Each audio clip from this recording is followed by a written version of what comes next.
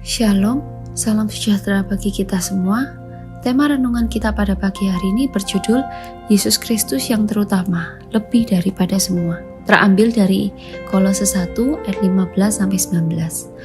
Banyak orang Kristen tidak mengenal Yesus dengan baik.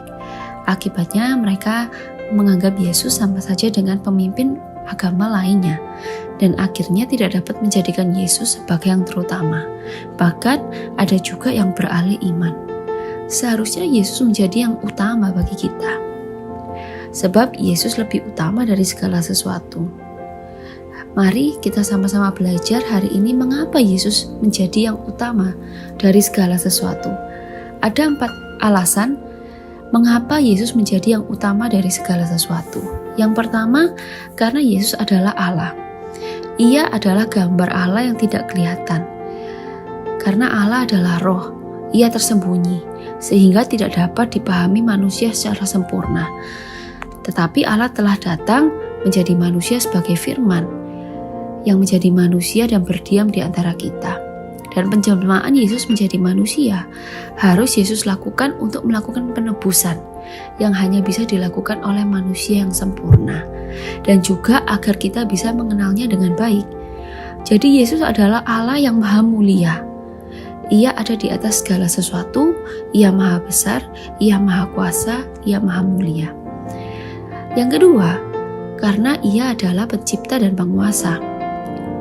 Dalam Kolose 1 ayat 15 dan 17, di situ tertulis yang sulung, yang lebih utama dari segala yang diciptakan. Kata sulung telah dijelaskan sebagai yang lebih utama. Dan dalam ayat 17 tertulis ia ada terlebih dahulu dari segala sesuatu. Artinya dia pencipta, dan dengan sendirinya ia menjadi yang lebih tinggi dari semua yang diciptakan, termasuk ciptaan yang tidak terlihat dan atas penguasa-penguasa. Yesus sang pencipta dan penguasa, tunggal yang berdaulat atas semua.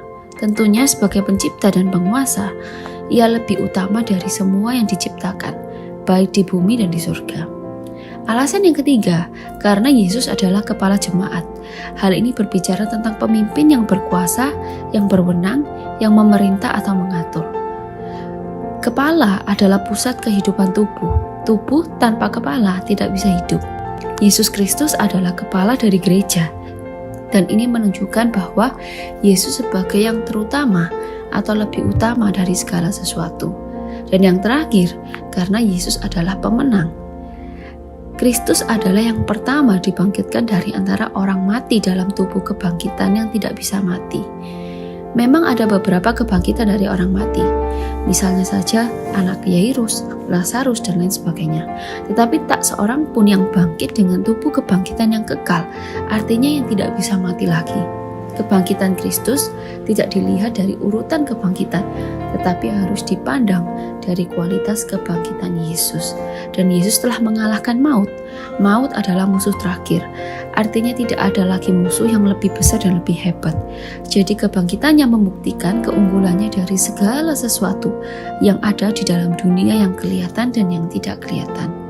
Dan bagaimana tanggapan kita setelah kita tahu bahwa Yesus itu adalah yang utama, lebih daripada segala sesuatu? Kita seharusnya menjadikan Yesus yang paling istimewa dalam hidup kita. Kita seharusnya menjadikan Yesus yang paling utama, yang paling kita kasihi, yang paling kita hormati, dan satu-satunya yang kita sembah.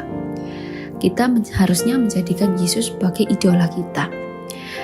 Dan yang kedua, kita seharusnya memuliakan Dia. Mari kita memuliakan Dia.